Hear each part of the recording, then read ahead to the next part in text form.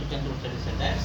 4.2 into 4.2. For 4.2 நம்ம a ன்னு வச்சோம்னா 2 times இருக்கிறதுனால இதை a square minus 1.9 into 1.9 2 times இருக்கிறதுனால 1.9 நம்ம b ன்னு வச்சோம்னா அதை b square a square minus b square formula a plus b a minus b.